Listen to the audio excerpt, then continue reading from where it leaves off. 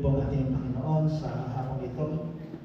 Ang kalooban po ng Panginoon, this is my last Lord's Day 48 sa pag-discuss po ng Lord's Day 48 ng Heidelberg Catechism. And this is about praying for the coming of God's kingdom. Ang konsepto po ng ating pag-aaral ngayong hapon ay mula sa panulat at sermong pinagkaloob sa atin ni Reverend Mendel Retief. So Lord's Day 48, question number 123. This is still part of the Lord's Prayer po na ating tinatalakay sa mga nakarang linggo. Question 123. What is the second petition? Answer, your kingdom come. That is, so rule us by your word and spirit, that more and more we submit to you. Preserve and increase your church. Destroy the works of the devil, every power that raises itself against you, and every conspiracy against your holy word. We do all this until the fullness of your kingdom comes, wherein you shall be all in all. Tayo po lumapit sa tabi sa Panginoon. Humingi kami, Panginoon, ang gabay sa iyo.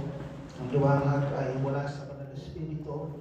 Tulungan mo po, Panginoon, sa paghahayag ng mensahe at bigyan mo po kami ng kaunawaan. Na ito, bigyan mo kami ng kalakasan, naway hindi magsilbing kapaguran sa amin ang paghahayag na ito at pakikinig. At naway kayo ang patuloy namin makilala sa malalim na paraan. Sa pangalan ng iyong anak na si Jesus. Amen. What does it mean to seek God's kingdom? Nang ibig sabihin na hanapin ang kaharian ng Diyos. Many people think it's about doing something special for God, like going on a mission trip, joining a youth group, or volunteering for a big project. Bagamat itong mga bagay na ito ay mahalaga, is that really what Jesus meant when He said, seek first the kingdom of God? Yun ba ang paghahanap sa kaharian ng Diyos, na tayo ay sumama sa mga malalaking mission, gawain ng Iglesia? Is that really the meaning of seeking first the kingdom of God? The answer is simple. Seeking God's kingdom is not about one big project or one part of your life. It is about living every part of your life for God. Hindi lang ito isang big event sa buhay natin na ginagawa natin bilang mananampalataya. Ito ay bahagi na ng ito po ay parte na ng bawat bahagi ng buhay natin para sa Diyos. Now, when we pray, your kingdom come, in the Lord's Prayer, we're asking for three things. Tatlong bagay ito pang hinihingi natin. Pag sinabi natin, dumating na nawa ang kaharian mo. At ano yan? Number one is for God to lead us. Pangunahan tayo ng Panginoon. To help us follow Him in everything that we do. Pangalawa, we're also asking for His church to grow. The Lord, palaguin mo ang iyong iglesia na makapagdala kami ng maraming kaluluwa sa iyong tanan upang kumilala, umibig at sumumba sa iyo. And thirdly, kapag nahingi tayo ng dinadalangin natin, dumating na nawa ang kaharian mo, it is asking to stop anything that goes against Him. Nihingi natin sa Panginoon, Lord, tigilan mo yung lahat ng mga kumakalaban sa iyong kaharian, sa iyong kalooban. What is that? To fight sin, to fight lies, and anything that doesn't follow His word. So ito po ay walang kinalaman sa mga big church events, yung paghaharap ng Kingdom of God. It is about every moment of our lives. Sa ating buhay, sa loob ng tahanan, sa pagtrato natin sa ating mga mahal sa buhay, or at work, or school, by being honest, kind, and hardworking, in our friendships, sa pagpapakita sa kanila ng pag-ibig, pagpapatawad, pasensya, yun po yung seeking first the kingdom of God. Seeking God's kingdom means putting God first in all that we do every day, in every situation. Kaya ito hindi lang isang mga, sabi natin, occasional na maghahanap sa Panginoon, sa kanyang kaharian, kundi parte na ito. Ito na mismong buong bahagi ng ating buhay. So that is the title of our message this afternoon, praying for the coming of God's kingdom. Gano'n po ito kahalaga? So i-breakdown po natin ito sa tatlong mahalagang puntos. You can write this down. Number one, which kingdom is meant? Anong kaharian daw ang tinutukoy kapag tayo nananalangin? Dumating na nawa ang kaharian mo. Pangalawa, how the kingdom comes. Paano dumarating sa atin ang kaharian? At pangatlo, what it means to seek the kingdom. Anong kahulugan na hanapin natin ang kanyang kaharian? So let's take it one by one. In the first place, which kingdom is meant? Manalangin tayo, dumating na nawa yung kaharian. Anong kaharian ang tinutukoy doon? Anong paghahari? The phrase, the kingdom of God, sabi ko, it is one of the most profound truths in the scripture. Pero madalas ay hindi ito naunawaan. So what does it mean? Who belongs to this kingdom and how do we enter it? Paano tayo nakakapasok sa ahadang ito? So ano yung kingdom of God? Ano yung tinutukoy na yun? Pag pinag-usapan natin ng kingdom of God, kaharian ng Diyos, it refers to the rule and reign of God through Jesus Christ. Ito'y may kinalaman doon sa pamamahala, paghahari, pamumuna ng Diyos sa pamamagitan ng kanyang anak na si Jesus. Pag sinabing kingdom of God, it is where His will is done, His righteousness prevails, and His people live in joyful obedience. Kaya napaka-alaga maintindihan natin. Pag sinabing kingdom of God, natin malalang ito ang kingdom of God, and this is not the kingdom of God. Hindi ito ang paghahari ng Diyos, ito ang paghahari ng Diyos. How do we distinguish between the two? Now, pag sinabi natin kingdom of God, ito yung it is not. It is not merely God's rule over creation. Hindi na ito may kinalaman sa pangunguna paghahari ng Diyos sa kanyang buong nilalang. Pag pinag-usapan natin ang kingdom of God in the Bible, it specifically refers to His redemptive rule. Alam naman natin lahat siya ang hari ng lahat, kung sang sinuko. Pero pag sinabing kingdom of God, specifically sabi doon, ito'y may kinalaman sa kanyang redemptive rule. Doon sa kanyang pag-rule kanino? To those who belong to Him. Yung palang kingdom of God. So pwede ba natin itong ma-discern? Ang kingdom of God nasa iyo, pwede ba natin masabi yun? Ang kingdom of God nasa atin, nasa iglesia nito, nasa ganong dako, pwede ba natin masabi yun? Specifically refers to the rule, His redemptive rule, over those who belong to Him through faith. Pangalawa, it is not of this world. Ang kingdom of God is not of this world. Nalala po natin si Pilate. Diba? Ikaw pala hari. Diba? Ano sabi ni Jesus? My kingdom is not of this world. Parang strange yun para kay Pilate. Hari ka pero wala dito. Kaya una na lang sabihin ng Panginoon, ka na magselos. Pati si Herodes nagselos sa akin. Kaya gusto niya papatay mga bata pinapatay niya noong mga panahon niya. Huwag ka na magselos because my kingdom is out of this world. Wala kang kaagaw. The kingdom is not a political or earthly domain, but a spiritual reality. Hindi ito physical. Hindi nakikita ng mata. Spiritual to. It exists wherever Christ is recognized as Lord. Kaya kung sa buhay mo, kinikilala mo ang Panginoon, siya lang ang Panginoon, siya lang ang tagapagligtas, siya lang iyong kaligtasan. The kingdom of God, pwede ba natin sabihin that the kingdom of God is within you? Can we say that? Amen. Because it is a spiritual reality. It is His new creation in Christ. The kingdom of God is made up of those who have been saved and transformed by Jesus. It is not for the unbelieving world, but for those who are born again through faith. Yun, sa mga born again lang makikita ang kingdom of God. Hindi ito sinasabi, ang kingdom of God natin sa mundo. O nasa Davao. Di ba? Hindi pwede sabihin ka lang. Kingdom of Jesus Christ. At anong tatakin pa niya? Sabihin ng Panginoon, my kingdom is not of this world. Yung mga tahimik lang dyan, pero nakikita ang reflection ko sa kanila. Nandiyan ang kingdom ko. Amen? How did the kingdom begin? Ito po, simula ito in two stages. No? Una, makikita mo yan sa Old Testament, in the Old Covenant. Pinakita na ng Diyos, ng mga Israelita particularly, na siya ang hari nila in a unique way. Di ba? Kaya nga nung humingi, di ba, nainggit sa kanilang kapitbansa ang mga Israelita, nasabi nila, bakit sila may mga hari, tayo wala. Sabi natin kay Samuel, mag-put up ka ng isang bagong king, sa pagdating namin magkaroon ng hari. Nasabi ng Diyos, titigas ng ulo itong mga tao. Hindi nila alam kung kanilang hari. Sabi, sige, pili mo sila ng hari. Pinili nga sila, isang matangkad na lalaking gwapo, pinakamataas kanilang lahi. Siyang sinatap. Iyan ang inyong hari, sabi ni Samuel. Gusto yun ng hari, ayon sa Diyos, tinakwil niyo siya. Ito ang hari ninyo. Pagkait ang Diyos, bibigay niya. Gusto mo yan? Hindi yan, bigay ko sa iyo. Tingnan natin. Pero ano nangyari? Nakagulo-gulo ang bansa Israel because of that king.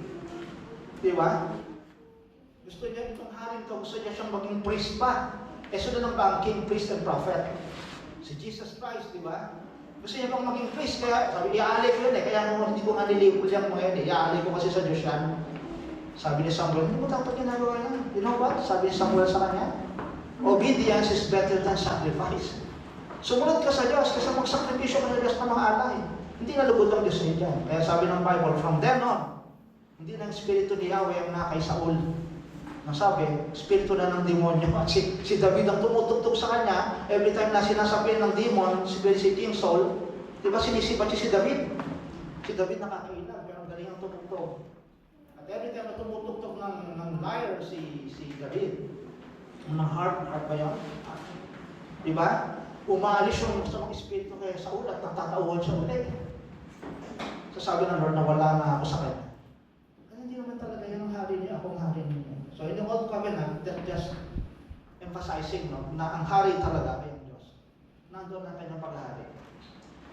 Okay, in 1 Chronicles 17:14, sabi niya, and I will establish, sabi ng Lord, ako ang hari ninyo, but I will establish him in my house and in my kingdom forever, and his throne shall be established forever. Kay King Solomon to nung sinabi ng Diyos. Gagawin ko itong hari, so siya mag-establish ang kingdom, pero meron future implication. Nang sinasabi niya dito, makapag-hari ba ng forever si Solomon? No. Ang tinutukoy niya is the Messiah in the near future. Kaya sabi ng Diyos, ako mag-hari. Ayaw nyo, sige, gano'n kayong hari, nag-fail lahat ang hari ninyo. Kahit unfaithful kayo, sabi ng Lord, I will promise you a king, and he will come, one from David's line, who would reign forever. That is Jesus Christ.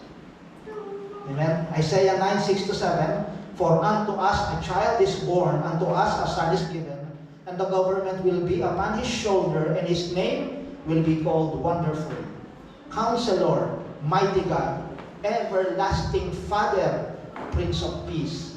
Of the increase of his government and peace, there will be no end. Magandang introduction kay Jesus. Ito yung maging hari niyo. Sabi niya, akala niyo ba, di ba? Everlasting Father siya, tinawag. The Prince of Peace.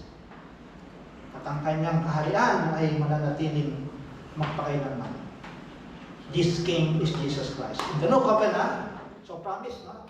Ang God, ang King ng Israel, and His Son will be the King forever. And in the New Covenant, when Jesus came, nung dumating na si Jesus, in-announce niya, sabi niya sa mga tao, sabi ng mga tao, where's the kingdom? Sabi ni Jesus, the kingdom of God is at hand. Andito na. Ayan na, He is at the door, the King is at the door, the Judge is at the door. Eto na. Bakit? Kasi eto na ako. Na-fulfill na sa Kanya. His coming was the fulfillment of God's promises. Jesus is the long-awaited King who establishes God's eternal reign through His life, death, and resurrection. So dapat makita natin ang Kingdom of God. It is both a present, pangkasalukuyan, and a future reality. Kaya pag talakay natin sa Kingdom of God, hindi natin po pwedeng sabihin na ang Kingdom of God ay hindi pa dumadating. That is just part. But when we talk about the Kingdom of God, may tatlong bagay. Una, the Kingdom has come. Naniniwala ba kayo na dumating na ang Kingdom? Na nag-inaugurate na ang kaharian ng Diyos? Yes, in the hearts of those who believe. The Kingdom has come to you. Sa mga mananampalataya ng CRCC, the Kingdom of God has come. At sa maaaring hindi kaparahon natin ng pangalan o titulo ng iglesia, the Kingdom of God has already come because they believed in Jesus Christ. They accepted the person of Christ. But secondly, the Kingdom is coming. Dumating na ang kaharian ng Diyos, kanina sa mga mananampalataya. But there is a sense that the Kingdom is still coming. Dumadating. Dumating na, dumadating pa rin ang Kingdom of God. Sa paanong paraan? Sa paanong paraan dumadating? When those, yung yung pinagharian ng Panginoon ay nagpipreach ng gospel, the kingdom is coming to those na doon pa lang tatanggap sa Panginoon. The kingdom has come, the kingdom is coming, but the kingdom will also fully come. Pero dadating pa rin ang kingdom. At yan ay magiging realidad. Sa muling pagpalit ng ating Panginoon Jesus at yung inabangan natin ngayon, dadating siya. In Revelation 21, it describes a new heaven and a new earth where God's people will live in perfect peace and righteousness. At that time, Christ will destroy all evil and His reign will be eternal. So that is the kingdom. Secondly, bilis natin matapos. Paano naman dumadating ang kingdom of God? Paano dumadating? Nakikita ba natin ba? Diba? Si Iki Buloy, nakita niya na. Diba? Nakita na ni Iki Buloy, kaya siya kasi sabi niya, diba? Parang yun nga, tao nga eh, diba? Tao eh, sabi ng mga tao, i-judge na natin itong propeta na to. Parang may tama to, bakit? Kasi naroon kahalian eh. Sabi ng Diyos. Kasi sabi nga ng Diyos eh, sinabi niya ng Bible na walang nakakakita. Eh nakita niya eh. Eh siya nga yung Son of God. Di ba? So mga tao pa, sabi ng Lord, hindi po pwede kahit tao sasabihin, kahangalan din sinasabi mo. Eh bakit? Eh sinabi na ng Panginoong Jesus eh, walang nakakalam. Walang makakakita. So how the kingdom comes? Okay, the kingdom now, yung kingdom ngayon, it is a gradual growth. Hindi mo talaga makikita eh. Kahit tayo nga, di ba? Sabi na natin, di ba? Sabi nga natin, ang kingdom nasa iyo kasi mananampalataya ka. Masasabi ko natin talaga ang kingdom nasa Kanya? Meron tayong konting, sabi natin, idea siguro. Meron tayong konting feeling na, kasi nakakita si Katirso, talagang husay magtimpla ng kape. Alang-alang sa manggagawa ng pala. Mukhang nasa kanya nga ang kingdom of God. Meron tayong konting idea, meron tayong konting perception, pero hindi natin masabi. Bakit? Because it is a gradual growth. Mismo ang Panginoon nagsabi, Mark 4:26-29. And He said, sabi niya, the kingdom of God is as if a man should scatter seed on the ground. He sleeps and rises night and day, and the seed sprouts and grows. He knows not how. Nagtanim siya, saan nilagay niya lang doon? Natulog siya, pagkita niya, paano tumubo? Di ba kaya siya? Hindi na alam eh. The earth produces by itself, first the blade, so ganun nagpaproduce, nakita sumibol, then the ear, o nagkaroon na ng tangkay, then the full grain in the ear, at nagkaroon na ng butil. Paano nangyari? Walang nakakalam. But when the grain is ripe, pag hinog na ang butil, at once he puts in the sickle, because the harvest has come. Doon yun ang ano nila. Basta tumubo, nagkaroon ng uhay, nagkaroon ng butil. Ano yan na? Yun lang ang ano ng tao. Pero hindi nakikita talaga. Hindi ma-predict. So this growth is like planting and watching crops grow. It takes time and happens little by little. So every time someone believes in Jesus, obeys God, or lives out the gospel, the kingdom grows in the world. So it is a gradual growth. Yung paghahari ng Panginoon yan. Hindi pansin, gradual growth. Ano ang mabilis lumaki ngayon? Ano yung pansit na lumalaki? Di ba? Sabi sa Bible, nung nagtanim ng magsasaka, tubo. Pero ng gabi, merong magnanakaw ba yan o hangal, di ba? Na nagtanim ka, tatanim din ako. Kung nagtanim siya, mas mabilis lumago. Ang galing, no? Ang kaaway nagtatanim din within, in the midst, and among the church. Di ba? At pag nagtanim siya, mas mabilis ang lago. At inaagawan niya na ng nourishment. Yung mga tunay na trigo, di ba? Sila ang mga dayami ng ganun tataas. Sabi ng kawan, nagtahumpay ako. Sabi ng mga lingkod ng Diyos sa Bible, bunutin na namin yung mga damo. Sabi ng Panginoon, wag. Dahil kapag kabinunod mo yan, nakapulupot na rin ang ugat niya doon sa mga trigo, madadamay. Sabi ng Panginoon, hindi mo na araw ng anihan. Kasi eksperto yung mga manggagapas. Bakit? Mga anghel ko ang gagapas Kilala niya kung sino sa loob ng iglesia ang akin. So the kingdom is not gradual growth. Kaya sabi sinabi kanina ng pastor, kung nakikinig tayo kanina, kala natin, di ba? Mga manggagawa na kala nagmamalaki, di ba? Kung sino pang hayata yung mas maraming ginagawa, naku, tayo dyan, di ba? Medyo ingat tayo, baka sila pala yung bakit? Ang daming nakakapagsalita mo, di ba? Kung ano, ang galing, nakakakumbinsi ng mga tao. Hindi pala trigo, kundi damo. So, hindi natin talaga nakikita, napapansin na ganoon siya. Agad-agad. The kingdom is also future, and it is a sudden event. Kaya nga biglaan yan. Pag nag-ani na, bigla yan, mga kapatid. Handa na ba kayo sa pag-ani ng Panginoon? Oo. Di ba noon, pag tinanong mo Kristiyan, handa na ba tayo sa pagpalitan ng Panginoon? Marami akong natanong, handa ba ka na ba kapatid sa pagpalitan ng Panginoon? Sabi na, Lord, may habag ang Diyos. Sabi ko na, hindi pa ako. Pero may habag ang Diyos. Di ba? Hindi pa siya dadating agad. Bakit gano'n ang Kristiyan? Di ba dapat, Lord, basahin mo Bible. Maranatha, dumating ka na nawa, Panginoon. Di ba? Yung panalangin ng mga Kristiyan. Iba, hindi gano'n. Huwag muna, Lord. Bakit? Alam niyo ang kanyang mga... Di ba? Ako na nga sa buhay. But it is a sudden event. Bigla darating. Ang daming paghahalin tulad sa Bible na, di ba? Kailan po darating yung Panginoon? Sabi ni Jesus, si Jesus talaga ang meron kami. Nasa kanya siyang word Di ba? Sabi ng Panginoon, bigyan ko yung example Kasi kayo, nakikita nyo pagka, di ba, pagka uulan, alam nyo, pag namumulang langit, o hindi naman lang, alam nyo nababasa nyo lahat.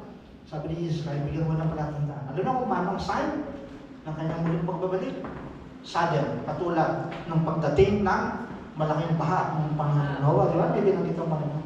Ang mga tao busy, di ba? Ang mga tao nagpapakasal, nagkakainan, naglalasingan, nang biglang dumating ang malaking baha at tatakay silang lahat. It is sudden. So wala kang maling na trompet, ang tumutunog, wala kang maling biglang, pang! Nakaharap. Kaya tayo, alam na po natin, hindi na tayo mabibigla. Diba? Kaya kanina, nihanda tayo. Lord Sunday, pag disiplinado tayo, maaga tayo dumating, napakaganda na lang namin. Practice.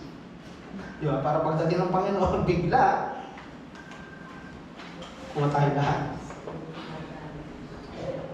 So it is a spiritual kingdom, it is an invisible kingdom. Pero sabi ni Jesus, the kingdom of God is within you. Nasa inyo ang kingdom of God. It is inside, it starts inside our hearts. When we are born again, the Holy Spirit changes us and makes us part of God's kingdom. It cannot be seen, pero somehow nakikita rin natin ang visible kingdom of God. When the Church of Christ gathers, nakikita na ito walang church. Ang galing na, no? Ang talinghaba ng hindi mo nakikita ang kita, yes. Pero pag nakikita si Timothy, puno ng kabanalan, puno ng pag-ibig, pagpapatawad, di ba? So sabi natin, pero Lord, nakikita ko kasi hindi matatago. At ang nakaka-discern lang yan ay yung mga may kingdom ko na rin sa kanila. It cannot be seen, this is visible, but it's also visible. Kasi nakikita, ba't kanya ng ugali mo? Ba't punong-puno ka ng pag-asa, di ba? Ang dami na dumaan ng mga pagsubok din sa mundo. Pero ikaw, nakangiti ka pa rin at sinasabi mo, ang dadating. Ang sabi, righteousness, peace, joy. That is the kingdom of God. That's true. Pero kung mga Kristiyano, tarantang, dadating lang pa rin. Sabi, yung kingdom of God ba nasa iyo? Ba't ganyan ka? Takot ka. Peace nga eh. Joy, righteousness. It can be seen. It can be reflected also sa buhay ng Kristiyano. And thirdly, mga kapatid, tapos na tayo dito. And what it means to seek the kingdom of God. Kasi naman talagang natin, di ba? Diyan natin ginugugo ng ating panahon. Kapag sinasabi natin tayo mananampalataya, at ang purpose ng buhay mo ay hindi seeking God's kingdom, that means that you have been derailed. Ba't ko sinabing derailed? Ano yung train? Yung train, di ba, may tinatakbuhan siyang hiles. Pag sinabing derailed, tumatakbo ang hiles, biglang natakbo siya sa palayan. Wala siya doon sa hiles. Saan tayo pupunta? Ba't bako-bakotahan natin kasi derailed? Ganon din, tayong mga Kristiyano. Ito ang purpose ng buhay natin, ito ang tinakda ng Lord. You should be seeking the kingdom of God, at hindi mo ginagawa yun, na-derail ka, nawala ka sa hiles. You're out of the track. Kasi yun talaga ang buhay ng Kristiyano, mga kapatid. At doon natin, laging binibigyan ng emphasis yan. Every time na magtuturo dito si Pastor, yun lang po, binibigyan ng emphasis yan dito. Tandaan natin ito, mga kapatid. Kaya tayo minsan, di ba, yung iba sa atin, sabi ni Pastor, mga kapatid, di naman nagigising ni Pastor, di ba? Bakit? Kasi binibigyan kayo ng paalala, di ba? Na you should be expecting from the kingdom of God. Every time we come here in the church, pagpasok na pa lang dito, somehow, di ba? Parang sumilip doon sa kingdom in heaven na nandito ka, nagpa-practice ka na. Meron gagawin ng Panginoon. Mga kapatid, yan ang panalangin niyo sa Lord. Always expect. Kasi nung tayo hindi pa Kristiyano, wala kayong na-expect sa buhay mo. Bagamat ka naman sinasabi, in the future, pupunta ka sa ganito, magkakaroon mo ng ganito, you're expecting many things sa buhay mo. Hindi ka naman ng palataya, pero wala ka talagang na-expect. Bakit? Kasi wala ka sa Diyos. Nakita niyo kaibahan?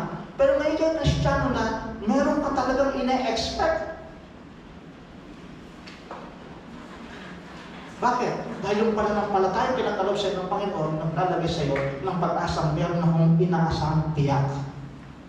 And that is why, balik natin ang sarili natin, ang puso natin sa I would seek the kingdom of God.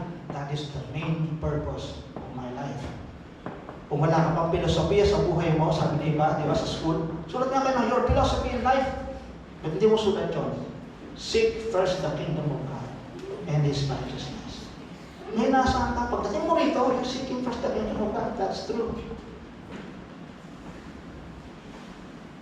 Di ba, nasasabihin sa inyo ba? Wala na, mahina ka na. Gamitin mo na lang ang lakas mo sa pagtutulog kasi malapit ka ng mamahinga. Huwag mo gamitin ka na.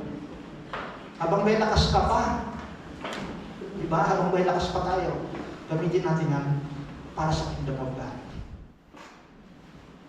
That is what it means to seek the kingdom. Haba pa po ito, pero lately ko na para maintindihan natin. What does it look like to seek the kingdom of God? Yun, isa yung pagpunta natin dito, pag-aaral ng salita ng Panginoon, loving God and your neighbor. Di ba? Paano kinument ni Jesus Christ yung isang Pharisee ba yun? Scribe, di ba?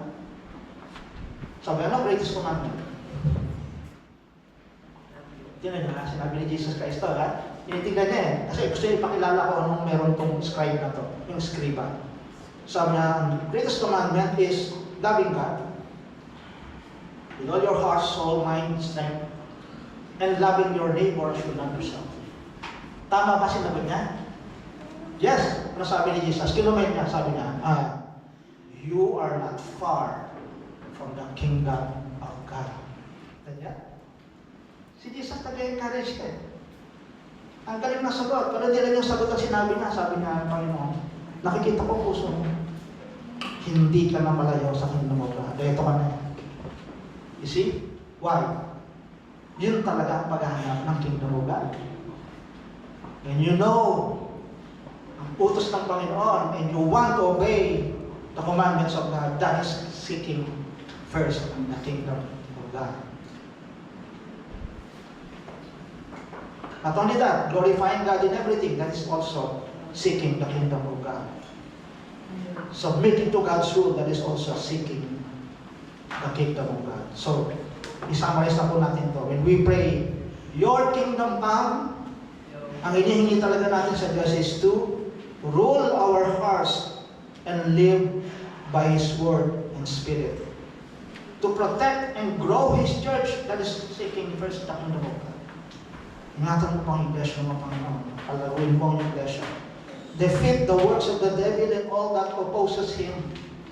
Bring the fullness of His kingdom when Christ returns. Di pa tayo tapos doon sa Lord's Prayer, ang haba pa. Pero ganun pala mga konteksto nun. Ganun pala, our Father, okay, pala natin, who art in heaven, hallowed be thy name, your kingdom come, your will be done on earth. Kasi sinabi, doon pala tayo sa first part. Napakalaro, yung pala yung isip ng Panginoon, yung pala context ng isip, ito ang ibig sabihin na. So far, sa ating pag-aaral po, mga kapatid, nakikita ba natin na parang gano'n na rin ang panalangin ko. Kaya ko lang sabihin na parang ganyan na rin ang aking concern. So that means, nakikip natin kung ano talaga ang nilalayo ng panalangin nito. Amen? Sige po, tayo po yung manalangin natin, mga kapatid. Tingin ka po, Diyos, salamat sa mga pagtuturong ito. Pinalalago mo kami. At higit sa lahat, pinalalalim ang pag-ibig namin sa iyo. Ito ang dapat namin maging kahilingan. Hindi ang kalooban namin ang masunod, kundi ang kalooban mo at ang kaharian mo ay dumating na gawa. Maghari ka po sa amin, Panginoon. Hindi lang po sa individual na mananampalataya. Sa buong iglesia mo, Panginoon, makita ang tunay na paghahari ng iyong pag-ibig, kagalakan, katuwiran, paghahangad, Panginoon, sa mga bagay na makalangit. Help us to set our hearts on things that are above, not on earthly things, but on the things in heaven where Christ is seated at the right hand of God.